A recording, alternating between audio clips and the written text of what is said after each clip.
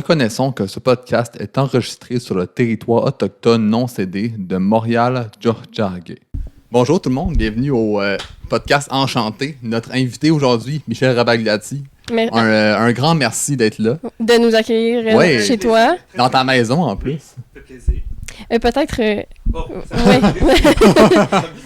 Je passe mes journées sur une table à dessin, il n'y a pas de micro. Ouais, Alors, c'est merci ça. de me recevoir. Un gros merci à toi. Me disais, peut-être pour commencer, la première fois qu'on s'est rencontrés, tu m'avais demandé, puis ça m'a vraiment surprise. J'ai trouvé ça complètement surprenant. Il y a un adulte qui me demande qu'est-ce qui te passionne dans la vie, qu'est-ce qui t'allume. C'est vrai, j'ai dit ça? Oui, puis ça m'est jamais arrivé, puis je trouvais ça très surprenant parce que normalement, c'est toujours qu'est-ce que tu fais comme aux études, où est-ce que tu travailles, puis j'avais trouvé ça. Quand je demande ça à ma fille, elle n'est pas contente parce que je veux pas qu'on me demande qu'est-ce que c'est mes passions. Mais c'est vrai que... Ça peut être aussi court comme passion. demander ça se pourrait. Oui, ben oui. Qu'est-ce qui t'intéresse, qu'est-ce qui t'allume? Qu'est-ce qui t'allume, toi, dans la vie de tous les jours? Parce que je sais la BD, la littérature. Ouais, au niveau des études, c'est déjà fait. Là. C'est Ouais, déjà derrière moi. J'aimais le dessin quand j'étais jeune. Mais où je suis pas allé tout de suite. Je suis allé en typographie comme mon père. Puis après ça, j'ai bifurqué vers les arts graphiques.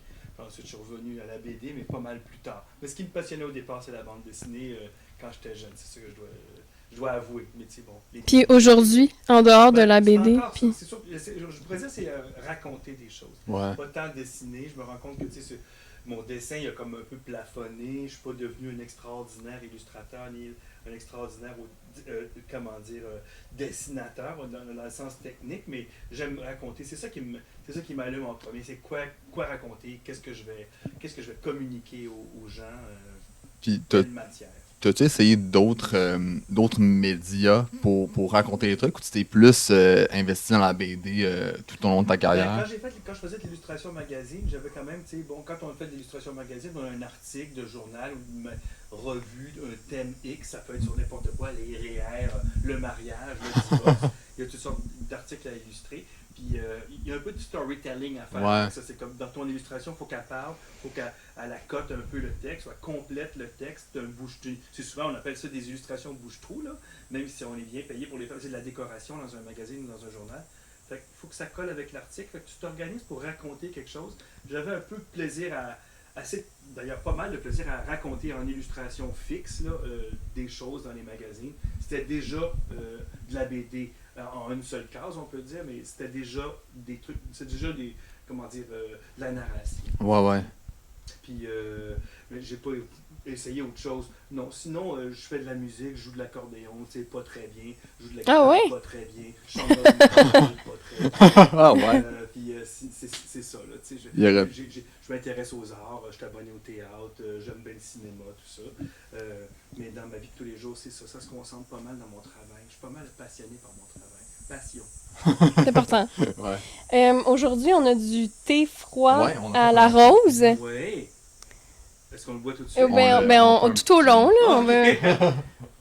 On est instant boisson. Ouais, c'est ça. Parce que je me suis dit, du thé chaud aujourd'hui, c'est peut-être pas... c'est peut-être pas une bonne idée. C'est les pétales de rose qui ont trempé là-dedans pendant 48 Oui, mais pas 48 heures. Des vrais pétales de rose? Ben oui, j'avais reçu ça. Ça a teinté l'eau un petit peu. Oui, C'est, ben déjà les verres sont verts, fait que... Oui. Oui. C'est super. Très bien, très bon. C'est diurétique. Est-ce qu'on va tenir tout le temps de l'émission? Il va falloir aller aux toilettes. Parce que... Ouais, c'est ça. On va voir comment ça va, puis on va continuer comme ça. J'ai vu que... j'ai entendu parler que le dernier album de Paul qui est sorti, c'était un peu la fin de la continuation. Pourquoi t'as décidé de... pourquoi tu planifies d'arrêter ça là? Tu sais, mais ça, c'est un running gag. À chaque fois que je sors un album, c'est le dernier. C'est ça. Quand j'ai sorti Paul dans le Nord, je dis c'est le dernier. Quand j'ai sorti Paul à la pêche, je pense que c'est le dernier. Finalement, ça a continué. Le Paul à la maison, j'ai peut-être dit que c'était le dernier. Mais en fait, ça sonne comme le dernier. Quand on lit l'album, on se dit, écoute, il a fait le tour de son affaire. Ouais. Normal, on est rendu à aujourd'hui. Le gars, il a près de la soixantaine comme moi aujourd'hui. Mm-hmm. C'est un fait que je sais plus trop si je peux raconter autre chose. Je vais aller vraiment... je trouve, balayer assez dans les coins, dans ce système de narration-là, c'est-à-dire autofiction à partir d'une vie personnelle. sais, moi, j'ai pas grimpé l'Himalaya, j'ai pas fait des traversées en voilier Ouais. jusqu'en Europe. Là, tu sais, ma vie est bien, bien simple. Fait que je suis pas mal allé balayer dans tous les coins dans cette petite vie de Montréalais de tous les jours. Tu sais, c'est ça, c'est une petite vie en fait. Là, c'est ça. Fait, est-ce que ça va arrêter là? Ça se pourrait. Tu sais. J'aimerais peut-être y revenir, mais plus tard. Tu sais. J'ai Ok. l'impression que je vais peut-être y revenir dans 7-8 ans Alors, pour vraiment boucler la boucle avec ce qui s'est passé de la cinquantaine, mettons, à la 70e. Ça pourrait être drôle.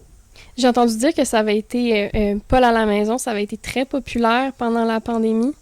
Oui, ça a été un... ça fitait directement. Ouais, c'est ça. C'est comique, les gens étaient chez eux déprimés et seuls, mais ils avaient envie de lire quelque chose. C'est un gars déprimé. Oui, c'est ça. Pourquoi pas? Tu sais, je pense que ça les rassérénait. Je sais pas trop. Ils ont connecté au personnage, pas à l'histoire. C'est vrai qu'il y a beaucoup de... On dirait quasiment que ça a été fait pendant la pandémie. Ouais, c'est ça. C'est un livre de... Il est très seul, mais c'est voulu aussi. Tu sais, souvent, je le fais déambuler dans les cases. Il rencontre pas grand monde. Mais ça, c'est pour appuyer aussi la thématique de la solitude et puis de l'isolement. Il est dans sa maison, sa fille est partie, puis on le sent bien quand il se promène dans la maison, il monte au deuxième étage, il n'y a plus personne. Puis d'ailleurs, elle va venir se baigner, elle ne vient pas souvent, mais elle est revenue d'Angleterre. Ah. Voilà. C'est ça. Oui, c'est un livre qui a bien... qui a eu un beau succès. Mais il faut dire aussi, il faut compter que la série a 22 ans. À chaque fois qu'il en sort un, c'est de plus en plus populaire aussi. Ouais, c'est ça. Les gens l'attendent, ils l'attendent pendant des fois 2 ans, 3 ans, des fois 4 ans. Fait que là, quand il en sort un, actuellement, les gens sont intéressés de voir si c'est intéressant. Fait que, on fait des bonnes ventes, mettons. Ouais. Il y a beaucoup de personnes qui disent justement, qui s'identifient à Paul, que c'est eux dans l'histoire, ils ont vécu ça. Est-ce que des fois, tu ressens le besoin de te réapproprier ton récit? Parce que même si c'est... Bon. Écoute, je sais pas, mais c'est vrai que ce phénomène-là est complètement récurrent. Les gens me disent, c'est moi, ça me ressemble. Mais je me rends compte, souvent, les gens viennent me voir, pas tant pour me parler de mon œuvre, ils viennent me parler d'eux autres. Ils viennent confirmer, ils viennent me voir. En fait, c'est complexe, parce que mon personnage, il se retrouve dedans, fait qu'ils pensent... Et souvent, les gens pensent un peu que je parle d'eux, ou je sais pas trop. En tout cas, ils font un rapprochement, puis ça les ravit, puis c'est comme s'ils se disaient « Ah, quelqu'un a compris mon affaire, a compris mon truc, il s'est rapproché de mon univers, je veux aller le dire à cette personne-là. Est-ce que je me réapproprie mon histoire? Je sens que ça m'appartient, mais en même temps, ça appartient au public. Je joue le jeu moi-même, je laisse partir des informations personnelles. Des fois, c'est peut-être pas une bonne affaire à faire parce que j'en dis beaucoup sur moi, tu sais, puis je divulgue beaucoup sur ma vie privée, mais j'ai décidé de jouer le jeu de l'autofiction. C'est un peu le piège de ce type de récit-là. Tu sais, je suis pas caché derrière un super-héros, un personnage en 1200, un chevalier ou quelque chose comme ça. On est vraiment aujourd'hui avec quelqu'un qui me ressemble beaucoup. À Onsic, c'est même ma maison, on la voit très bien. Là, je prends peut-être je sais pas si je prends des risques, mais moi, ça me prend cette matière réelle-là pour travailler. C'est un peu étrange. Mais ça fait en sorte que c'est plus facile aussi pour le lecteur de connecter, parce que même si il vit pas les mêmes aventures, mais il y a quand même des endroits, s'il habite à Montréal, il y a déjà quelque chose en commun, puis il y a plein de choses qu'on peut reconnaître. Il y a des commerces qui ont des images des BD, puis... C'est le phénomène un peu beau dommage. Je me souviens quand j'étais jeune, j'écoutais beau dommage. T'étais-tu d'écouter du Jacques Brel, Charles Aznavour, Barbara, ces trucs-là, Nana Mouskouri, c'est les disques qu'il y avait à la maison. Là, tout à coup, j'écoute beau dommage. Il parle de ruelles, de Chinatown, de ma ville. En plus, il parle en québécois. C'est ça l'identification. C'est cette poésie-là. Moi, j'ai comme, mon Dieu. Et vous autres, votre génération, vous avez ça aussi. Vous avez certainement des artistes qui vous rejoignent. Genre, ils parlent de nous, ils parlent de notre génération. Ou un illustrateur, je ne sais pas trop, mais on a toutes nos identifications, je pense, de génération, puis des trucs comme, genre, justement, Michel Tremblay, ou Beau Dommage, ou la poésie de Richard Desjardins. Moi, ça vient me chercher, ça parle de nous autres, ça parle en québécois en plus. Ouais, mais il y a quelque chose, je pense, dans la façon que tu écris, puis j'ai lu un peu les BD au cours d'un jour pour un peu préparer à l'entrevue, puis l'attention aux détails est vraiment comme... On dirait que ça m'a comme pas frappé avant, mais je pense qu'il y a quelque chose dans ça qui rejoint les gens. C'est le fait que ça soit tellement proche, puis que t'as encore des petits détails qui sont si proches de leur réalité que tout le monde se revoit dans leur truc. Tu sais, moi, je pense que quand j'ai accroché sur Paul, puis quand j'ai découvert un peu ton art, c'est avec Paul à Québec, comme beaucoup de monde, mais je pense que Paul, ça sent en 2009. Voilà, 98. 2006, là. Ah, ok. Ouais, Paul à Québec, ouais, c'est ça.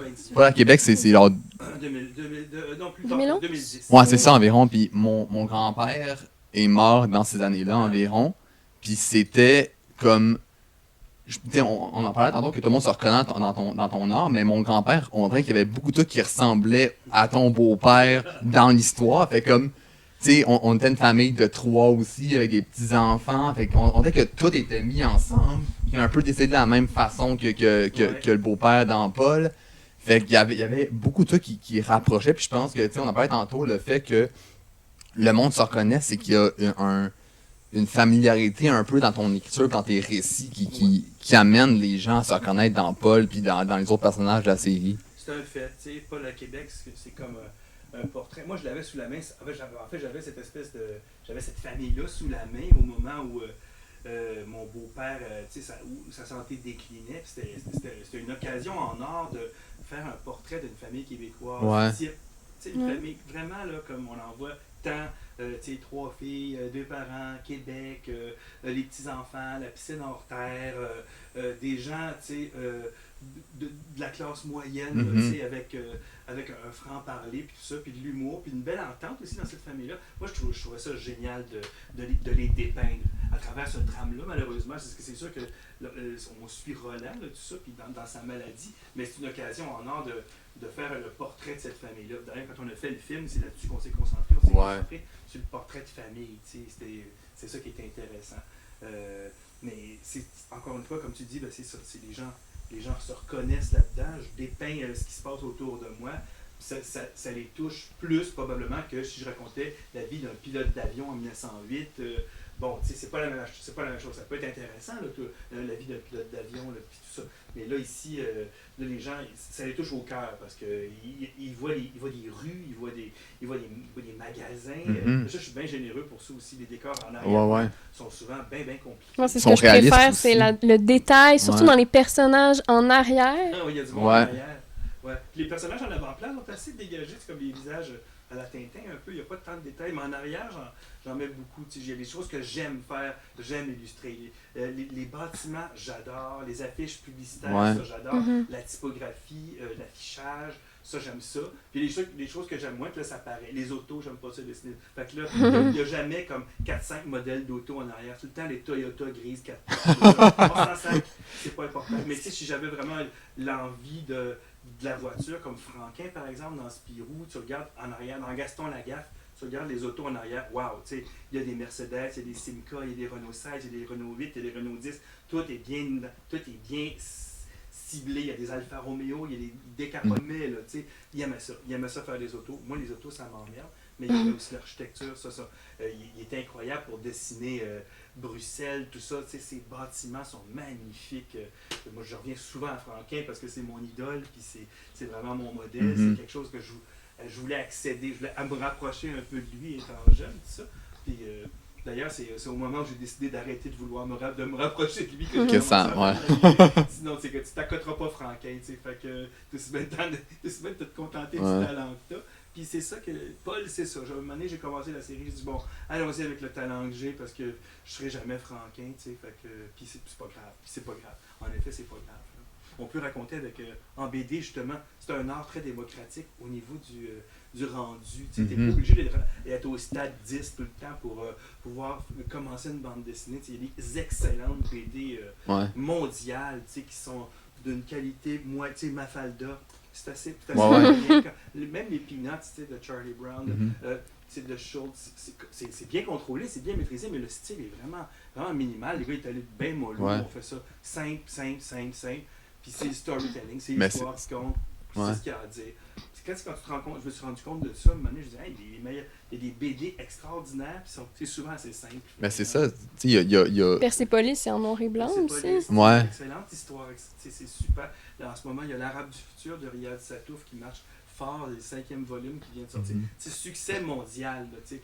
Puis le dessin est correct, mais sans plus, c'est un dessin efficace, des lignes efficaces, mais il n'en met pas trop. Mais c'est ça, parce que quand tu racontes une histoire, sais, surtout avec le roman graphique, ça peut être autant le monde qui s'accroche au visuel, mais c'est aussi le fil conducteur narratif. Ouais. Puis, tu sais, dans ton cas, Paul, tu sais, c'est des scènes simples qui sont bien faites. Il y a un détail qui est vraiment là dans les histoires, autant Ouais. que dans le Je background. pourrais aller moins loin en plus. J'en donne beaucoup, mais je pourrais Mais encore aller un peu c'est moins ça, loin. parce que, tu sais, mettons, quand mettons, tu lisais Paul, je pouvais passer comme 10 minutes sur une page parce que j'analysais chaque Ouais. case, puis il y avait genre des détails qui se cachaient, puis comme, tu sais, juste l'aspect, tu sais, on a vécu dans le lycée toute notre vie, mais toute notre vie, jusqu'à quand même récemment, là je suis rendu dans Rosemont, mais toute ma jeunesse a été en lycée, fait que quand je lisais Paul, je me reconnaissais, puis je voyais genre, la petite épicerie sur Fleury, la petite, le parc de la Comme visitation. ça, tu dis, fait- ah, mais celui-là, non, c'est le bâtiment, il vient avant Ouais. long, puis. Ouais.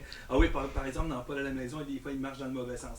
Ouais. Si t'es un vrai résident d'Annecy, que tu fais « Ah non, il a gardé c'est ça. S'il a passé devant la garderie en marchant vers la droite, il n'est pas supposé de pogner la caisse populaire ou je sais pas trop. Il y a des choses qui ne marchent pas, mais c'est comique. J'hésitais même à le faire dans le lit. Je me disais, mon Dieu, il marche dans le mauvais sens, mais tout le monde s'en fout.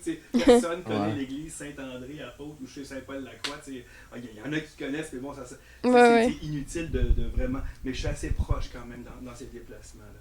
Mais évidemment, en BD, tu veux toujours avoir des déplacements vers la droite, fait que ça coince un peu quand tu veux faire du décor. Fait que, tu préfères que ça s'en aille vers la droite toujours. C'est une convention en BD. Tu essaies le moins possible de faire reculer ton bonhomme, de le faire marcher vers la gauche. Fait que quand il marche vers la gauche, on dirait qu'il a oublié quelque chose. Ok. Il retourne en arrière. Tu veux qu'il s'en aille en avant, mais des fois, tu veux qu'il passe devant quelque chose, mais qui est au nord. Fait qu'il faut que tu le mettes au sud quand même, ça fait anyway. Mais ces rudiments-là, un peu, puis ces trucs techniques-là, la BD, t'as appris ça sur le tas ou t'as fait des cours par rapport à ça ou ça t'est plus genre en faisant que t'as découvert? Déjà, c'est une école extraordinaire, c'est Tintin. Ouais. Les 23 albums de Tintin sont extraordinaires. Là-dedans, t'as tous les trucs sont là. Il les a toutes faites pour. Si t'es attentif au travail d'Hergé, puis en plus, tu peux voir sa progression. Hergé, d'ailleurs, juste d'acheter tous les noirs et blancs d'Hergé, c'est Oh my God. avant les albums en couleur. Puis il était maladroit. Il y a plein de gaffes là-dedans. C'est Tintin en Amérique, première mouture. C'est pas bien bon, c'est mauvais. C'est vraiment amateur. Il fait des gaffes, il y a des ellipses qui tiennent pas de bout. Des actions complètement loufoques, des retours en arrière, bien trop rapides. En tout cas, il fait plein de gaffes.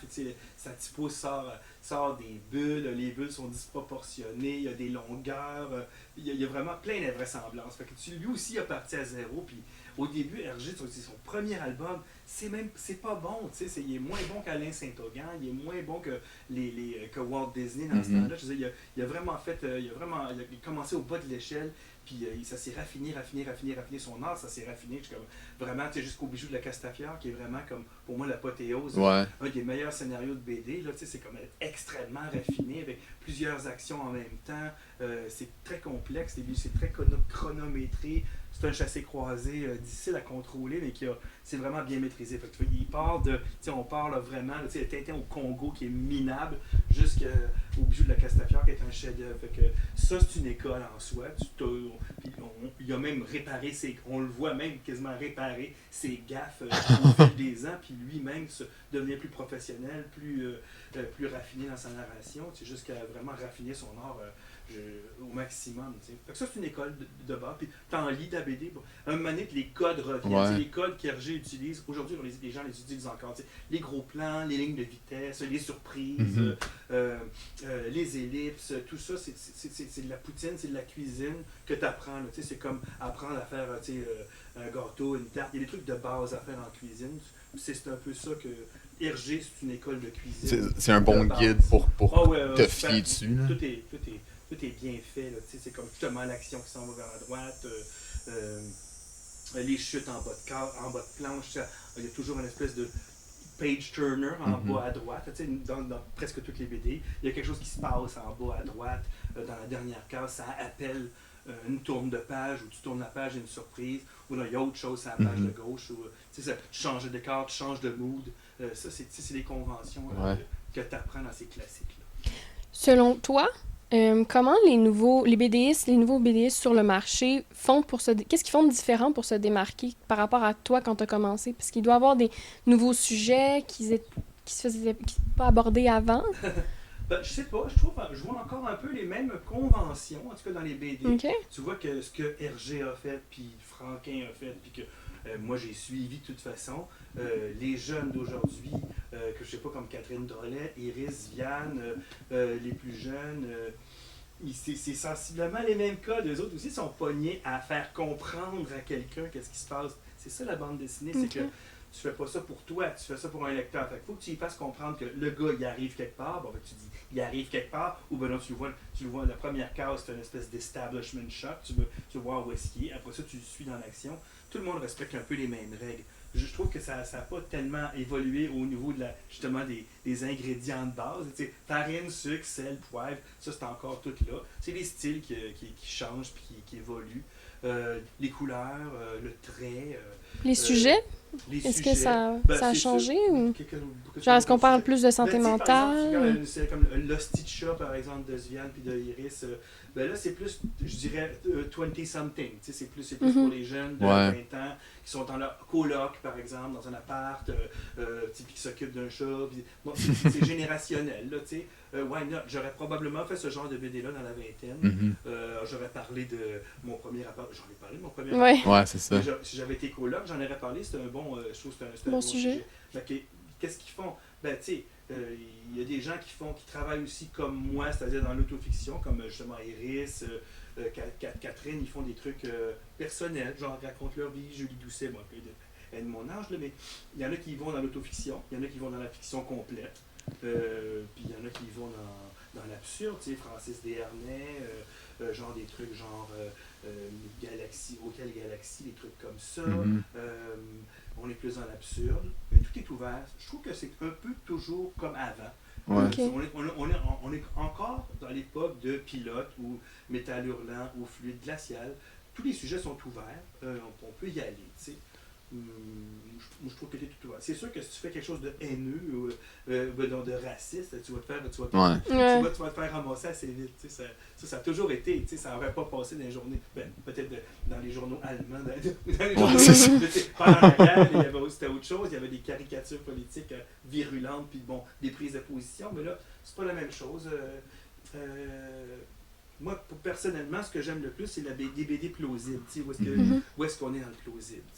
J'ai jamais vraiment adhéré aux druides, puis aux gremlins, puis à la magie, aux baguettes magiques. Je trouve que ça fait des scénarios faciles. Genre, j'ai une baguette magique, ah ben là, Chris. Tu peux faire tout. N'importe quoi, puis tu disparais, puis tu es invisible. Tu peux tout faire, tu te transformes en dragon. Ben oui. Mais quand tu n'as pas de baguette magique, tu as juste des jeans et des gogoons, qu'est-ce que tu fais là, qui t'habitent à Montréal? Là, c'est pas mal plus dur de faire des scénarios. C'est que tu t'en vas, rends ça intéressant. C'est ça le défi avec Paul, c'est dol, c'est une vie quotidienne, puis qui est analysée pour le lecteur, puis comment rendre ce gars-là, ce monsieur tout le monde-là, avec des gros sourcils à moitié déprimés, est-ce qu'on peut le rendre intéressant? Il y a toujours moyen, quand même. Oui, tu vois, je pense que j'ai eu un assez bon... un assez bon compte rendu avec la maison. On est quand même vendu au-dessus de 50 000. C'est des bons tirages. C'est quelque chose qui s'est fait. La plupart de l'histoire se passe comme dans la tête, puis juste avec le personnage de Paul. Ouais, c'est ça. Mais c'est l'identification, comme on disait tantôt. Ouais. C'est comme ce gars-là, ce cinquantenaire-là, beaucoup de gens s'identifient à lui. Puis même à la rigueur, peuvent s'identifier aussi à sa fille, ou je peux représenter aussi le père de quelqu'un. C'est comme ça, c'est comme quand mon père se retrouvait tout seul, ou ben non, c'est comme je peux être le grand-père de quelqu'un, puis je peux être aussi un vis-à-vis. Il y a beaucoup, évidemment, mon lecteur vis-à-vis, c'est mon lecteur le plus fort. Moi, mon lecteur le plus fort, en fait, c'est les femmes de mon âge. Les femmes, parce que c'est les acheteuses de livres. Hein, les femmes, les autres qui font rouler les librairies, font rouler la danse. Sans les femmes, ils ne vendraient pas tant de billets. C'est vrai, c'est plate à dire, mais c'est comme pas plate à dire, mais c'est ça. C'est la réalité. C'est un peu les femmes qui injectent pas mal d'argent dans le culturel, dans les livres, dans la littérature, dans le théâtre, tout ça. Anyway. Tout ça pour dire que c'est ça, ma lectrice vis-à-vis qui a mon âge, 59, 60 ans, vraiment, c'est à elle que je parle. C'est à ces gens-là que je parle. Je m'adresse d'abord à un vis-à-vis. Puis ensuite, si les autres adhèrent, ben, tant mieux. mais tu sais, j'écris pas pour les enfants. Mhm. Il n'y a pas vraiment de mes titres qui sont pour les enfants. Certains titres peuvent être lus par les enfants. Tu sais, tu peux lire Paul à la pêche, ou pas Paul à la pêche, mais Paul au parc, et puis Paul un travail d'été là, à l'école. D'ailleurs, on en vend plein pour les écoles parce que c'est un titre qui marche. Là. Mais c'était pas destiné aux enfants Ouais. en tout. Mais il y a quand même tu sais, moi, tu sais, je lis encore pas, mais tu sais, j'ai lu ado environ, puis il y a beaucoup de trucs, tu sais, mettons, je sais plus vraiment du titre de l'album, mais quand il se bat dans son camp de jour, dans son camp de vacances, tu sais, j'ai travaillé pendant plusieurs années là, fait que je me reconnaissais dans tout. Paul un travail d'été. Puis, ouais, c'est ça. Je me demandais, le rapprochement entre ta vie et celle de Paul, c'est, mettons, quel dosage qui est fiction puis réaliste? Est-ce que c'est C'est beau? mince, c'est mince. Ok. C'est pas dans le sens que l'âge est mince, ce que je veux dire. C'est très proche. Ouais, c'est ça. C'est très proche de moi. C'est souvent. Tous les faits sont réels. En général, les faits sont vrais, mais la chronologie des faits est fausse. Fait que c'est ça qui fait. Tu sais, je ne vais pas raconter. Pas à la maison, par exemple, on a l'impression que c'est une bien mauvaise année pour ce gars-là. Tu sais. Mais c'est 5 années. Ouais, c'est ça. Mis en une année. Comme pas un travail d'été, c'est 2 camps de vacances. C'est comme un au Mont-Tremblant, puis un au camp 4 saisons, puis un à Val-David. Mhm. J'ai pris des événements là-dedans. J'ai fait de ces 2 camps-là, parce que je n'étais pas pour faire, pas dans un travail d'été, 2. Je ne me tentais pas de faire 2. On va faire un truc de camp de vacances, tu sais, tout d'une shot. J'ai ramassé les événements qui se sont passés à ces 2 camps-là. J'ai changé aussi l'ordre de ces événements-là pour que ça ait du bon sens, qu'il y ait du rythme, puis qu'il y ait du pétillant dans l'arc dramatique pour que le lecteur ait du fun, tu sais. Je voulais qu'il y ait du fun, tu sais. D'ailleurs, à la fin, ça finit. Ce livre-là, il finit à la fin du cap. On a rajouté 20 pages de plus à la fin pour faire une finale. Ouais. Il y avait encore du stock à rendre. J'ai fait une espèce d'épilogue avec un flashback, qui est pas un flash front, si on veut dire. Là. C'est 20 ans plus tard. Et ça a été assez heureux comme idée. Tu parles des BD dans les écoles. Tu étais venu à Marie-Victorin pour... oui. Qu'est-ce qui te surprend le plus pendant tes rencontres avec... parce que on analyse ton œuvre. Ce qui est plaisant, c'est d'aller rencontrer les gens, rencontrer les jeunes, puis de leur montrer que... Je pense que ce qui est le fun, c'est de leur montrer que c'est un métier qui est faisable au Québec. Et souvent, ils n'ont pas lu non plus ce genre de bande dessinée. Je me rends compte que ils ont été dans les mangas, ils ont été dans les trucs de fiction. Puis là, oups, tout à coup, les profs leur proposent ça. Puis j'ai souvent l'impression que ça crée des surprises en classe. Puis les jeunes font comme, qu'est-ce que c'est ça, c'est en noir et blanc, c'est un gars, ça se passe à Montréal. Il n'y a pas beaucoup de. Il n'y a pas de rebondissement, il n'y a pas d'explosion, il n'y a pas de méchant. C'est très dans le plausible, c'est assez horizontal. Mais ils adhèrent à ça. Moi, je suis content parce que, je veux dire, on leur présente ça, Paul, puis après ça, ils peuvent aller voir justement Persépolis ou d'autres bandes dessinées d'auteurs, puis sortir un peu des super-héros, puis Bing Bang, ces affaires-là. C'est bon, les mangas, là, c'est super bien fait en plus. Mais il y a d'autres affaires. La BD adulte, il se passe bien des affaires là-dedans. J'aime avoir des questions des jeunes aussi. J'aime ça parler de mon métier, surtout. C'est surtout un plaisir d'aller parler de mon métier. Puis aussi de pointer les pages. Parce que je demande qu'il ait lu mon livre avant d'aller oui. Puis là, j'ai une espèce de diaporama. Moi, j'ai un PowerPoint. Là, puis là, je vais pointer des trucs. Puis je leur dis, gars, j'ai fait ça parce que ça. La page est comme ça parce que je voulais donner cette impression-là. Je voulais donner une espèce de sentiment de ralentissement ici. C'est pour ça qu'il y a plusieurs cases engauffriées comme ça, etc. Ça, je pense que c'est des affaires intéressantes à entendre. Est-ce qu'il y a une question qu'on t'a pas encore posée, puis t'es surpris de pas encore l'avoir reçue, ou t'aimerais ça qu'on te la pose? Non, j'ai pas pensé à la question. Genre la question, oh mon Dieu, j'espère qu'ils vont pas avoir. Non, j'ai pas pensé. Non, c'est souvent les mêmes questions qui reviennent. Genre, est-ce que c'est vrai cette affaire-là? Parce que des fois, il y a des trucs assez dramatiques. C'est comme après Paul au parc, il y a un accident de char, les scouts ils se pètent la gueule en auto, ils meurent. Ils veulent savoir si ça c'est vrai. J'ai souvent ça comme question. As-tu revu la fille dans Pas le travail d'été? Tu vois, ici, il y a un mensonge. C'est pas cette fille-là, c'est comme 2 filles en même temps. Tu vois, j'ai fait une petite blonde à Paul. En fait, puis quand j'ai commencé à travailler au camp de vacances, moi, j'avais une blonde. Mais ça, c'est plate pour le lecteur, tu sais, comme il a déjà sa blonde.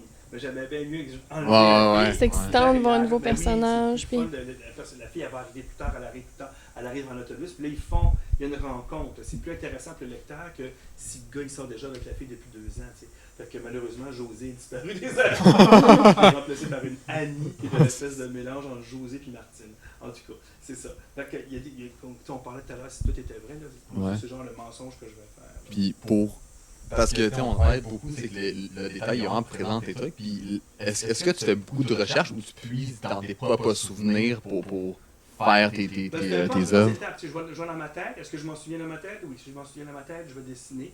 Après ça, si je m'en souviens pas, ben là, je vais voir. On va avoir une interruption parce que c'est Alissou. D'abord, je commence par voir si j'ai le souvenir. Ensuite, je vais faire des recherches sur Internet ou alors aller prendre des photos moi-même. Avant, j'allais plus prendre des photos moi-même, mais là, de moins en moins, parce que souvent, ce que je vais aller prendre en photo, c'est des bâtiments, tu sais. Puis là, avec Google Street, Simonac, t'es vois, là. Oui. Fait que je vais souvent me promener en Google Street, puis là, je place la caméra, tac, j'ai besoin de cette devanture-là. C'est souvent de l'affichage extérieur que je vais avoir, des restos, des affaires comme ça. Fait que c'est ça. Mais je me sers pas mal de ma mémoire avant. C'est d'abord ma mémoire aussi. Qu'est-ce que j'ai envie de raconter? Quelle tranche de vie du personnage j'ai envie de raconter? C'est ça la première question. Puis ça va-tu être intéressant? T'sais? Ouais. Je fais pas juste ça pour moi. C'est pas un journal personnel. Je pense d'abord au lecteur tout de suite. Est-ce que j'ai quelque chose d'intéressant à raconter au lecteur? Est-ce qu'il va trouver ça cool? Cette histoire-là, ça va-tu l'intéresser? Je sais pas si tu es au courant, mais sûrement qu'on te l'a déjà dit, il existe un groupe sur Facebook de fans. Oui, j'ai vu ça. Puis, Ah je ouais. sais pas si tu le sais, mais il y a Je des le gens sais. qui font des tartes. Ah oui, c'est vrai, je vois. Puis, Je suis pas sur il Facebook. y a même des personnes qui se font Ah faire oui. des tatouages. Oh wow, c'est l'arbre de... Ouais. Ah ouais, c'est non. spécial. Oh my god, c'est bien nice. Ouais. Ça, c'est à la J'en ai maison. déjà- ça. Et même, il y a un homme qui fait le ménage au bureau là-bas, puis qui a pris une photo d'une image sur le mur, qui se l'est fait tatouer sur le bras. Spécial.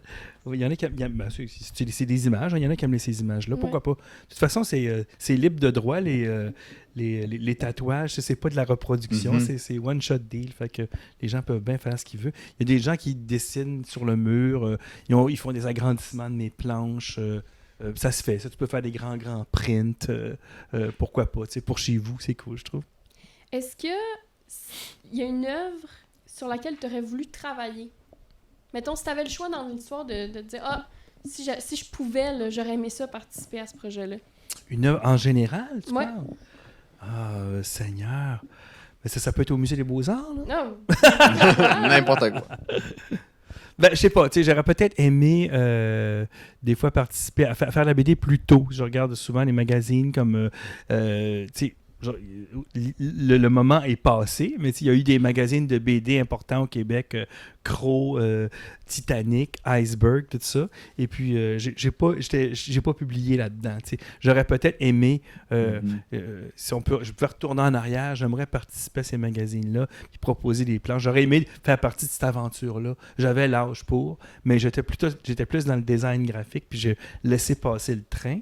Je le regrette peut-être un peu, là, mais quoi que là, j'ai fait une page dans le journal Crow au 50e anniversaire l'année passée, fait que c'était assez drôle de faire ça, de faire une page hommage dans Crow. C'est ça. Peut-être, oui, j'aurais peut-être aimé participer à la BD dans les années 80. J'aurais pu le faire, mais c'est ça, j'ai pas embarqué dans ce train-là. Est-ce qu'il y a quelque chose, une idée qui traîne dans un tiroir au fond quelque part que tu aimerais ça ressortir parce que là, tu sais, mettons, tu te dis, ah, Paul, tu sais, je pense que ça serait le dernier, techniquement, là. Mais qu'est-ce qu'il y a quelque chose que tu as envie de sortir des boulamites? Non, c'est très rare que j'ai mis des choses sur le back burner. Tout ce que j'ai commencé, habituellement, je l'ai fini. Fait que j'ai pas de projet. Souvent, il y a des écrivains qui ont dit « Ah, ça, j'ai mis ça sur une tablette. Ça, c'est comme classé. Ça, c'est des vieux projets. » J'ai rien de ça. C'est tout ce que je travaille, j'y pense, je le fais. Tu sais, j'y vais. Mais c'est drôle que tu poses la question parce qu'en ce moment, j'ai commencé quelque chose, un récit, puis là, je suis pas sûr. Fait que là, il est dans une filière en attente parce que je suis pas sûr que c'est assez motivant. J'ai des petites idées aussi de bande dessinée, des fois que je note. Mais là, c'est vraiment embryonnaire, c'est dans un petit carnet. Ah, ce serait peut-être le fun de faire Paul dans telle situation. Alors, une histoire complètement fictive qui se passe dans le noir, ou une affaire de même. Tu sais, des trucs comme ça, c'est juste des petites idées que je note sur un carnet. C'est pas développé, mais j'ai des petites idées, ouais. J'ai des petites idées que qui sont là des fois dans le coin de ma tête. Puis quand tu te replonges dans la création d'une BD, plus pour Paul, là, est-ce que tu as un peu l'envie de comme modifier des souvenirs ou des événements qui se sont passés pour un peu les mettre à ton image puis un peu comme réécrire l'histoire, ou t'as une honnêteté en toi puis tu fais genre ok, c'est passé, c'est des erreurs que j'ai faites ou c'est un événement qui s'est passé puis on y va? Mais c'est que je pense toujours au lecteur encore une fois. Tu sais, j'ai souvent des anecdotes qui sont des fois intéressantes, mais pas assez fortes, pas assez punchées. Fait que j'amplifie, tu sais, j'amplifie les situations, j'amplifie l'action, je vais grossir telle affaire, je vais y faire avoir plus de problèmes, je vais le faire aussi. Il y a plus, tu sais, dans les Paul, il y a un peu la fuse courte, tu sais. Ça fait des personnages intéressants. C'est un peu le pendant du Capitaine Haddock ou dans Tintin ou Fantasio dans Spirou, tu sais. Fantasio, il y a la fuse courte, tu sais, comme quand il part à l'aventure, il est inconfortable puis il est sur le nerf. Même chose avec Capitaine Haddock, tu sais, comme quand tu sors de son château, il est comme si bol, c'est comme ça me gosse, là, tu sais. Puis on sent que le lecteur aime ça, ce genre de personnage, parce qu'il est pas parfait, tu sais. Tintin, lui, est toujours parfait, part à l'aventure, toujours régulier, il mange pas, boit pas, il y a pas de blonde, pas de problème. Tout est bien, tout est positif, puis il va toujours de l'avant. C'est un personnage un peu plate dans le fond, parce que tu sais, il y a pas d'avis, il y a pas de, il donne pas son opinion sur rien. Il est pas très drôle. Il est comme trop droit, tu sais. Puis quand Haddock est arrivé, d'ailleurs, c'est là que Tintin est devenu intéressant. C'est dans le Crabe aux pinces d'or que c'est devenu intéressant. Là, Haddock, c'est tout le contraire. Là. C'est un Soulon. En plus, dans le Crabe aux pinces d'or, il est vraiment magané, là, tu sais. Il est comme enfermé dans sa chambre sur son propre bateau, puis il donne de l'alcool pour qu'il se ferme la gueule, puis c'est eux autres qui mènent le bateau. Lui, il est vraiment scrap, puis il est vraiment désagréable là-dedans. Mais ça a fait une bonne contrepartie à Tintin. Là. Pour une fois, il se passait quelque chose, puis Tintin est obligé de dealer avec cette adversité-là. Là. Ouais. Non, donc, je sais pas si ça répond à ta question. C'est ça répond parfaitement. Tu utilises beaucoup tu sais, dans Paul, il y a le narratif qui écrit un peu les actions qui se passent en haut dans une case, puis le parler est très, très, très familier. Pourquoi tu as voulu inclure autant pas joual, mais de québécois dans tes dialogues? Ben, c'est peut-être je sais pas un hommage à Michel Tremblay, mais tu sais, c'est comme moi, quand j'ai commencé à lire du québécois, j'ai vraiment trouvé ça intéressant. Je fais oh wow, là, ça parle comme chez nous, ça me touche. Tu sais, les livres de Michel Tremblay, de Régent Ducharme, tu dis ouais, c'est du monde qui parle comme nous autres, puis c'est beau pareil. C'est poétique, c'est plein de sentiments. Puis à partir de cette espèce de constatation-là, je me dis, bon, moi, je parle comme on parle, puis c'est tout. Je vais pas commencer à faire de la BD comme Spirou, parler un bon français pour que ce soit international, tout ça. Fait que c'est quand même assez inévitable de faire un rapprochement, de dire, mettons, le Michel Tremblay de la BD. Ouais, j'imagine, peut-être. Je sais pas trop, mais il y en avait d'autres avant moi qui faisaient ça aussi, tu sais, dans Croc, Jean-Paul Hyde, Réal Godbout, non, mais quoi, peut-être dans Red Ketchup, c'était un peu plus poli, mais il y avait des BD comme Julie Doucet, tout ça. Ça parle en québécois, là, puis là, ça c'est quelque chose auquel je tiens, tu sais, je voulais pas faire... Mes livres sont traduits en France, tout ça, sont pas traduits, c'est-à-dire sont distribués en France, on fait pas d'effort pour ça, là, c'est à prendre ou à laisser, tu sais, c'est comme ça. Puis je fais pas exprès non plus, je suis loin, quand on lit Michel Tremblay, je suis loin de Michel Tremblay, tu sais, lui, en fait, il a pesé beaucoup plus fort, parce que dans les années 60, il fallait que ça se fasse, puis il voulait vraiment casser ça, puis arriver avec quelque chose, genre, OK, ça va faire les imitations de Parisiens. On n'est pas à Paris. Fait que là, il a vraiment pesé là-dessus. Puis là, ça a donné quelque chose de bien coloré. Après ça, on est revenu. Le balancier est un peu revenu. Puis dans Paul, c'est comme un Québécois, comme par-dessus la table d'aujourd'hui. Il y a très peu de... Ça sac peu. Je pense qu'il y a un tabarnak dans Paul. Là, c'est dans Paul notre travail. C'est des choses de tous les jours. C'est la vie quotidienne. On se ressent. C'est ça. Les dialogues, c'est comme des dialogues de tous les jours. Puis la narration, par exemple, c'est un peu plus poli. C'est un peu plus standard. Le français de la narration est plus standard. Parce que je trouve que c'est pas nécessaire de parler québécois là-dedans. Je sais pas. C'est juste de l'information. C'est du factuel. Un français normal, blanc, ça fait bien l'affaire. Puis ensuite, là, quand on tombe dans un dialogue, ben là, on est au Québec. Là. Puis c'est ça. Puis en plus, dans certaines aventures, par exemple, dans Paul, la pêche, là, il y a des pêcheurs un moment donné, à Joliette. Là, puis là, les gars, ils sortent de la chaloupe. Puis là, j'ai pogné ça dans le fond, proche de la roche. Là, eux autres, ils parlent comme des pêcheurs. Ouais. Puis il y a plus, puis c'est un accent de peut-être un peu plus rural, là, tu sais. Ouais. Puis c'est des gars de chaloupe, là, tu sais, des bonhommes, là. Fait qu'il faut quand même faut quand même leur donner une espèce d'accent, là, tu sais. Si ça existe, ce monde-là, ici. Fait que même, au Québec, il y a des teintes différentes, là, tu sais.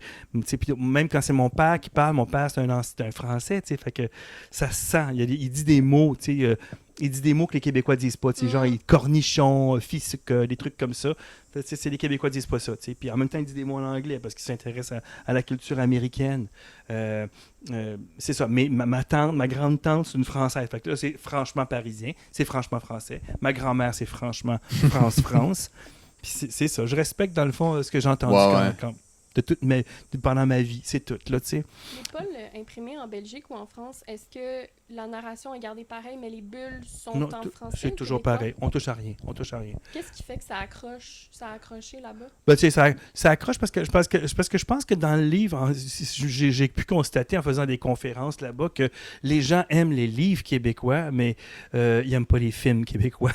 Les films en québécois. Faut pas qu'ils Là, parlent. parce que là, ils sont fourrés. Là, parce que, donc là, il y a une frustration quand tu es spectateur. Puis j'ai assisté, par exemple, à Paul à Québec, à Lyon. Tu sais, on l'a projeté à Lyon. Puis là, j'ai vu que dans la salle, ça réagit. Ouais, Okay. non, il n'y avait pas de Oh sous-titres. non, ok. Non, fait que c'est ça, il était un peu perdu, tu sais. Mais tu sais, même tu sais, pas à Québec, le film, tu sais, c'est en québécois, là, mais c'est pas genre du gros joie. Non, mais en salle, Ça prend quand même. tu es en Ouais, France, c'est ça. tu te rends compte que tu dis, OK, là, je l'entends. Ouais. Parce que j'entends plein de Français parler, tu dis, c'est sûr qu'il ne pogne pas Ils ont celle-là. pas compris, c'est ça. Il y a des jokes qui passent par-dessus la tête, il rit pas, il la catch pas. Fait que, puis tu sais, les films, en plus, c'était pas le Québec, c'est pas, on n'est pas dans du Xavier Dolan c'est ça. où ça parle à 300 000 à l'heure, puis ça se crie après. Ça, c'est comme, là, ça prend des sous-titres, puis ça prend des sous-titres pour ça, parce que là, ça sonne comme du norvégien pour eux autres. Là, on est vraiment loin. Mais le livre, ils ont le temps. C'est comme ils regardent ça, ils finissent par faire que. Ils peuvent chercher des mots, peuvent aller même sur Internet, checker. Ils vont le trouver, tu sais. Puis c'est lent. C'est pas une bande défilante comme ça, comme un film ou quelqu'un qui parle. C'est tough, là, quand tu es français, de comprendre le québécois parler très rapide. Là. Mais le livre pogne parce que justement, ils ont le temps. Ils ont le temps de le réfléchir. Ils ont le temps aussi de peut-être rencontrer. Ils voient 2 fois le mot dans le livre, là, tu sais, puis ils peuvent faire le comparatif. Puis c'est ça. C'est pas aussi frustrant qu'écouter un film pour eux autres. Ouais, c'est vrai. J'avais une question, je suis C'est la chaleur. Ouais, c'est ça. T'es en train de fondre. Ouais, j'ai entendu dans l'entrevue que jeune, tu clashais un peu avec les autres gars, puis les dans ton milieu un peu. Ça t'a-tu pas donné de confiance, mais ça t'a-tu apporté plus rapidement vers les arts puis vers la création? Oui, parce que j'en ai pas fait un gros cas, tu sais, je suis pas allé brailler, genre bouhouhou, je suis pas capable de jouer au hockey, bouhouhou, je me fais bousculer au baseball ou je sais pas trop, au football, je savais que j'haïssais ça, j'avais des bonnes raisons, c'était que j'haïssais ça, puis j'en faisais pas de cas, tu sais, puis je voyais que j'avais d'autres forces, puis d'autres intérêts, tu sais, justement dans les scouts avec Yves Trépanier, un animateur, il m'a beaucoup encouragé, puis c'est quelqu'un qui était lui-même qui apprécie les arts, fait que comme quand un adulte autre que tes parents te dit « Hey, t'es bon là-dedans, c'est le fun » ou je sais pas trop, ou qu'on t'apprend la guitare jeune. En tout cas, j'ai rapidement vu que OK, c'est par là qu'il faut que j'aille. Là, je dessinais déjà dans ma chambre, j'étais encouragé par ma grand-mère, ma grande-tante, mes parents. Pour ça, j'étais choyé. J'étais pas genre... quand je leur montrais mes dessins, ils réagissaient. C'est beau, continue. Bon, juste ça, c'était correct. Là, ils me laissaient pas genre « Va chier, tu nous énerves avec tes dessins. » Ça aurait été plate. Ça j'aurais probablement dégonflé. C'est fragile un enfant là, quand ça montre quelque chose à ses parents. Là, puis t'as pas de réaction. C'est comme t'attends une réaction. C'est fragile. Il faut vraiment les encourager puis être là quand ils viennent nous montrer quelque chose puis qu'ils ont envie de nous communiquer quelque chose. Puis ça, j'avais une bonne réception. Mon père était dans les arts graphiques aussi. Fait que pour lui, c'était charmant. Puis papa, il aimait faire des dessins. Et oui, je veux dire, j'ai les dessins. Il faisait des dessins quand il avait 10 ans, lui aussi, des comics puis des affaires comme ça. Fait que, tu sais, moi, mon père, j'ai réalisé son rêve, là, tu sais. Lui, il voulait faire des comics quand il était enfant, tu sais. Mais, tu sais, là, c'est encore plus dur. Lui, il était dans les années 40, tu sais. Fait que... Ça doit clasher un peu avec les autres parents. Ben, je sais pas trop. Mais lui, tu sais, au lieu... je pense qu'il y a quelqu'un qui avait pas vraiment assez peut-être de force pour aller vraiment faire les beaux-arts, parce que, tu sais, faire les beaux-arts des années 40, il faut quand même que tu l'annonces à tes parents. Ouais, là, tu sais, là. c'est un Dans move ce temps-là, fort, c'était là. comme les beaux-arts mangent la marde. Tu sais, tu t'en vas par là, puis c'est pas payant, puis tatata. Fait qu'il fallait, tu sais, tenir tête à ses parents dans ces années-là. Encore plus les femmes, tu sais, je sais pas, dans les années 50, qui devenaient artistes visuels. Waouh, bravo! Ouais. Ça devait prendre des couilles pour faire ça, là, tu sais. Puis aujourd'hui, c'est facile d'aller dans l'art plastique, puis bon, même, mais, tu sais, Alice, je l'ai encouragée, va dans les beaux-arts, va en littérature, tu sais, tout est ouvert aujourd'hui. J'ai pas demandé de devenir médecin ou comptable, là, tu sais, elle fait ce qu'elle veut, puis c'est correct, mais dans ces années-là, c'était plus difficile. Fait que, je sais pas c'était quoi la question, mais... Ça t'a répondu. Est-ce que quand t'es... Parce que Paul, c'est beaucoup de... Pas de caricature, mais c'est beaucoup de caricaturer des membres de ta famille. T'as-tu eu des mauvaises réactions que ce soit ta femme, ta fille, quelqu'un dans ton entourage que tu mettais en BD?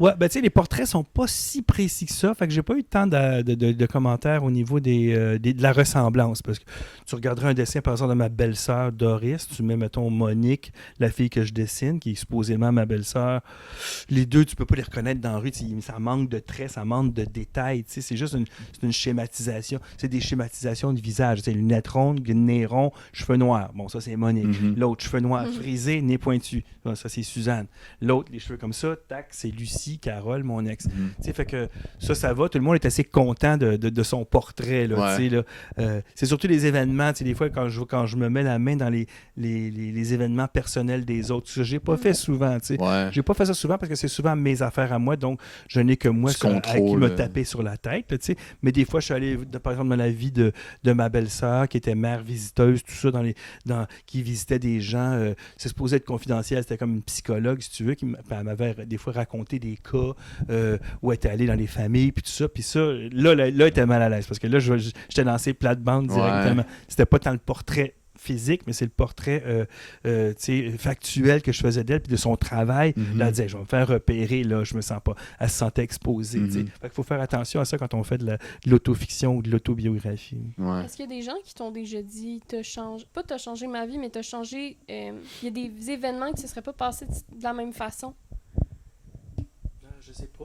Mais je sais pas, mais je sais que mes livres, parfois, vont procurer du réconfort à des gens. Là, des gens, souvent, qui ont peut-être vécu un deuil ou qui ont perdu quelqu'un. Paul à Québec, ça va leur parler. Là, ouais. Ou bien Paul à la pêche. Des filles qui ont eu des fausses couches, par exemple, ou qui ont eu des problèmes pendant leur grossesse, tout ça, fait qu'ils ont trouvé un peu de réconfort dedans, parce que c'est des sujets sombres, mais moi je comprends ça, quand je suis dans une mauvaise situation, que je file pas bien, je suis content quand quelqu'un se rapproche de moi, ou justement je suis en train de regarder une série, puis le gars il se retrouve justement à la cinquantaine, puis sa fille le quitte. C'est exactement ce qui se passe dans Paul à la maison. Elle est à l'aéroport, ben, je me demande s'ils n'ont pas lu mon livre, mais elle est à l'aéroport, puis elle dit, bon là, le papa, là, you're on your own, là, parce que sa mère, la femme est morte aussi, il a perdu sa femme. Là, la fille, elle s'en va, puis lui, il est prof de littérature, puis là, elle s'en va, puis là, elle dit, là, il faut que tu prennes ta vie en main, t'es tout seul. Fait que ça me fait penser, ça me touche, parce que quand ma fille est partie de la maison, c'est comme, bon, tu vas faire ça à tes parents, tu vas leur faire mal bientôt. Mais en plus, surtout si on est seul, on voit beaucoup plus la différence que... Ouais. Mais en même temps, c'est ça. Tu bouges beaucoup d'air. Bon, on est tous touchés par des choses qui nous ressemblent. Vous autres aussi, vous accrochez à des choses que, wow, il y a des chansons, de la musique, du théâtre, du cinéma. Quand ça parle de vous autres, c'est vraiment cool, tu sais, puis on sent une espèce d'esprit de corps, on se sent avec ces gens-là, on sent que quelqu'un est comme moi quelque part, quelqu'un pense comme moi, quelqu'un a le même humour que moi. Ça, c'est vraiment toujours plaisant à rencontrer. Puis il y a le film Paul à Québec qui est sorti. C'est sorti comment quand tu as vu ton histoire et tes personnages à l'écran, puis tu as un peu vu toi-même à l'écran? C'était comment le sentiment? C'était spécial, j'avoue. J'ai participé à la scénarisation du film. Okay. Tout ça, je suis allé à l'écriture, on a choisi des comédiens puis tout ça. Mais tu sais, ça, c'est théorique, là, ça reste sur papier. Puis après ça, ben là, même, j'ai été invité aussi au tournage. J'étais là sur les sets, souvent, dans les scènes, puis je voyais ça se faire tourner. Mais c'est vraiment, une fois que c'est monté, la première fois par le monteur, il y a un premier montage, là. Puis là, tu dis, oh my God, ça n'a pas d'allure, là, ce qui est en train Là, tu vois bien que ce qui se passe sur l'écran, ben là, c'est toi. Là, ça a rapport à ta vie. Ouais. Même si c'est pas toi, même si c'est François Letourneau qui te personnifie, puis Julie Le Breton qui personnifie ta blonde, là, tu sais, c'est comme, c'est bel et bien ton histoire, tu sais, c'est comme, ça parle de toi. C'est touchant. C'est assez rare dans la vie d'un homme, je pense, de voir sa propre vie à l'écran. Ouais, c'est un truc assez étrange, j'avoue, là, tu sais. Mais il y a une distance quand même parce que, bon, c'est du cinéma, c'est une histoire déclinée du livre, mais c'est quand même touchant, puis ça m'a fait comme une espèce de fierté. Je me dis, mais mon histoire a été assez intéressante pour que ça intéresse un producteur, puis un réalisateur, puis qu'ils se donnent la peine de faire quelque chose avec ça, puis de mettre de la musique là-dessus, puis faire une histoire avec ça. Donc l'histoire ne doit pas être si banale, puis en effet, ça a pas mal touché de gens. Le film a eu un bon succès. Là, mais ça va être spécial de voir ta version des faits que tu mets sur papier, puis voir une version qui est basée sur la tienne, mais qui est quand même différente, puis tu veux pas... Tu dessines Paul, tu vois François Letourneau l'interpréter, c'est deux choses différentes. Là, on est loin, mais il faut lâcher le morceau à un moment donné, comme on dit, c'est une déclinaison de. Déjà, moi, que je raconte cette histoire-là, il y a déjà un filtre, là, c'est comme ma vraie vie est dans ma tête, je l'ai vécue, là, je la transforme sur papier, déjà, là, il y a une déformation, parce que là, j'organise des événements, je transforme la vérité, je rends ça plus intéressant, j'amplifie des choses, puis après ça, le réalisateur, lui, prend le livre, là, il prend le livre, il prend pas ma vie, il prend le livre, puis avec le livre, il met ça à son goût pour que ça marche en cinéma, donc là, on est rendu assez loin de la vraie vie, c'est ta réalité. Mais quand même, tu sais, ça en est quand même, sans s'en rendre compte, ça en est rapproché beaucoup. Il y a des scènes, tu fais comme « Wow », on dirait moi, Carole puis Alice au centre de soins palliatifs avec le beau-père en 1999. Là, c'est pareil. Là, c'est comme, on est proche. Ouais. Ah, ça va être... C'est bien touchant. Il y a des scènes que j'ai pleuré. J'ai pleuré par bout aussi en visionnant ce film-là souvent parce que comme c'était touchant, puis c'était une période difficile que je traversais aussi parce que personne ne le savait, mais moi je me séparais en même temps. Ça a été difficile. Il fallait que j'écrive un film sur la vie de mon beau-père, en fait, qui était devenu mon ex-beau-père parce que là Carole était partie de la maison. Fait que, c'était assez difficile cette période. Tu n'as pas le choix de retourner. Tu retournes dans tes événements pour l'écrire. Puis après ça, tu dois revivre ça encore une fois pour refiltrer, réécrire. Oui, déjà, ça, c'était assez difficile parce que il fallait tordre l'histoire originale, mais en plus, là, la vraie vie, donc mon lien avec cette famille-là était en train de se rompre, puis le lien avec Lucie est en train de se rompre dans la vraie vie. Fait que tu parles d'une affaire, toi. C'est pas, ça peut être un sacré piège, hein, comme on dit, l'autofiction et l'autobiographie. Est-ce que là que tu as un peu flirté avec les milieux du cinéma, c'est quelque chose qui t'intéresse peut-être à l'expérimenter plus, que ce soit avec Paul ou avec d'autres choses, non? Ça m'a pas intéressé. J'ai trouvé ça... je trouvais que c'est un milieu long, c'est un milieu laborieux, c'est un milieu où les affaires bougent pas vite. C'est très lent avant de... Tu sais, parce que, somme toute, il s'agit de raconter une histoire en film. D'accord, faisons-le, tabarnak. Mais non, ça prend des années, ça prend de l'argent. Fait que, on commence par faire la levée de fonds, avoir le fonds Harold Grimberg pour l'écriture, on commence par faire une première version, après ça, deuxième version, après ça, troisième version, après ça, retour, attente, après ça, on soumet ça à la Sodec, ça marche pas, ça revient. Ça, c'est des années, là, c'est des années qui passent. À un moment donné, t'es là, si bon, j'ai envie de faire autre chose, je joue plus. Bon, tu sais, j'aurais aimé ça le faire vite pour que ça. T'es plus dans l'adrénaline. Non, t'es plus dedans. Tu dis, OK, c'est un projet. OK, c'est longitudinal. Ça peut prendre 4 ans. C'est ça que ça a pris. Ça a pris 4 ans avant qu'on ait le feu vert puis qu'on ait finalement le Kodak sur le terrain. Rendu au bout de ce 4 ans-là, tu fais comme, My God, OK, c'est là que ça se fait. Puis là, il faut se repomper parce que non, là, c'est là qu'on le fait. Puis là, on a les sous, puis on se remet dedans. Là. Puis c'est ça. C'est étrange. Tu sais, je pensais que la BD, c'était long, mais ça, c'est interminable. Interminable. Qu'est-ce qui t'accroche avec le médium de la BD en tant que tel? Ben, c'est que j'ai le contrôle, man. C'est que je suis le chef, c'est moi, je suis le capitaine du bateau, puis il n'y a personne qui... tu sais, c'est ça, t'as complètement le contrôle. tu as la liberté complète, tu fais ce que tu veux. Je regardais justement un documentaire sur Bob Ross hier, un peintre, Ouais. le peintre ouais. frisé d'ailleurs, qui est juste en haut dans ma tablette ici. Puis il disait justement, quand il peignait, c'est la liberté. Vous faites ce que... You do what you want to do. Tu sais, c'est que... T'es pas obligé you're- de faire les montagnes comme ça. Non, ouais, tu peux c'est faire- ça. C'est ça, c'est pas toi le obligé. boss, c'est un espace de liberté, puis il y a personne qui va te dire quoi faire d'autre, c'est toi qui mènes, fait que c'est ça qui est le fun, t'es complètement libre. Ben, c'est exactement ça, faire une BD, c'est un one-man show, fait que il y a même pas personne en arrière de ton épaule, peut-être ton éditeur à la fin, pas à la fin, mais tu sais, en cours de processus, qui peut peut-être regarder ton manuscrit, voir où t'en es rendu, te donner un avis, mais en gros, c'est toi le capitaine, c'est toi qui mènes tous les dialogues, la narration, les décors, le découpage, la mise en scène, tout, tu fais tout, puis ça, c'est vraiment cool. Là. C'est Quand juste t'es un peu plaît à avoir le control contrôle freak. complet. Ouais, surtout, ben moi, là. j'aime ça. Là. Je suis pas bon pour travailler en équipe. Ouais. Moi. Je travaillerais même pas avec un scénariste. J'ai déjà essayé une fois avec un scénariste, je trouvais ça Ah, plate. ouais. Je suis même pas rendu au bout du... Je me disais, c'est même pas mon histoire. Je m'en crisse. Tu sais, je m'en foutais de son histoire. C'est ce que ça m'intéressait pas. Parce que je l'avais pas vécu. C'est un truc fictif. Tu sais, je dessinais 2 cases, je m'endors là-dessus, c'est plate, ça c'est comme, faut que ce soit mon stock, là, tu sais. Ouais. Puis si c'est réel, ben là ça va plus m'allumer encore plus, tu sais. Je raconterais pas d'histoires fictives, j'en fais un peu des fois quand je fais des gags courts, des trucs comme ça, mais pas des longues histoires fictives. Ok. Je sens que je décrocherais vite, ça me prend du vrai. Puis la pandémie, comment t'as vécu ça? Étant quelqu'un qui travaille beaucoup seul, beaucoup dans tes propres affaires, ça a été comment? Terrible. J'ai haï ça, j'ai haï ça, surtout les... C'est quelqu'un de très social. Ben, aussi. ouais, je suis sociable. Tu sais, ça arrête. Là, tu sais, moi, j'étais abonné au théâtre. Tout ça, c'est que le soir même de la pandémie, boum, OK, le théâtre ferme, le TNM Ouais. ferme. Après ça, la chorale ferme. Moi, je chante à l'Orchestre métropolitain. On ferme tout ça. OK, là, je me suis retrouvé. J'ai paniqué. Moi, j'ai paniqué parce que je vis déjà seul. Puis là, on vient me dire, tu vas être encore plus tout Ouais. seul. Fait que là, j'ai fait comme, oh my God, qu'est-ce que je vais faire? Fait que j'ai pris des marches. J'ai dû faire comme 2000 km dans le parc de la Visitation, tu sais, à marcher. Tous les jours, partir, marcher.